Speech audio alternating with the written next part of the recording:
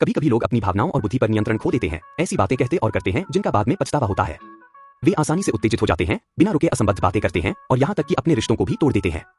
ऐसे व्यक्ति से मिलना चौंकाने वाला हो सकता है। 1 शमूएल 18:10-11 में जब राजा शाऊल ने पलिश्तियों के खिलाफ युद्ध में जीत हासिल की तो महिलाओं ने गाया, शाऊल ने हजारों को मारा लेकिन दाऊद ने 10,000 को। लेकिन दाऊद की सफलता पर खुश होने के बजाय शाऊल ईर्ष्या से भर गया। यह ईर्ष्या संदेह में बदल गई, फिर डर में। अंततः एक दुष्ट आत्मा ने उसे घेर लिया और उसने पूरी तरह से अपना नियंत्रण खो दिया। क्रोध में उसने दाऊद पर भाला फेंका और उसे मारने की कोशिश की, जबकि दाऊद केवल उसे शांत करने के लिए वीणा बजा रहा था। लेकिन शाऊल ने दाऊद को दुश्मन के रूप में देखा और उस पर हमला किया। पाप बढ़ता है।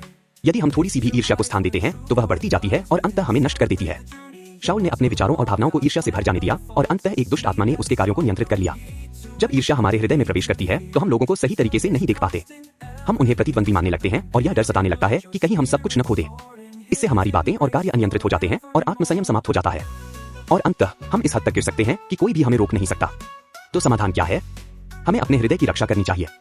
हमें तुलना, ईर्ष्या और प्रतिस्पर्धा को त्याग देना चाहिए। यीशु टूटी हुई भावनाओं को चंगा करते हैं और विकृत विचारों को पुनर्स्थापित करते हैं।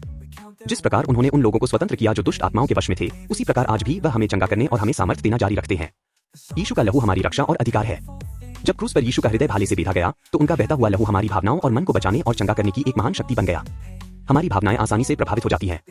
ईर्ष्या और प्रतिस्पर्धा हमारी भावनाओं को नष्ट कर देती हैं, हमारे विवेक को धुंधला कर देती हैं और हमारे शब्दों और कार्यों को अनियंत्रित कर देती हैं। लेकिन जब हमारी भावनाएं टूट जाती हैं, जब हम आत्मसंयम खो देते हैं, तो हम अपने हृदय में यीशु के लहू को आमंत्रित कर सकते हैं। तब कोई भी दुष्ट शक्ति हमें नियंत्रित नहीं कर सकती और हमारी भावनाएं और मन सही ढंग से प्रतिक्रिया देंगे।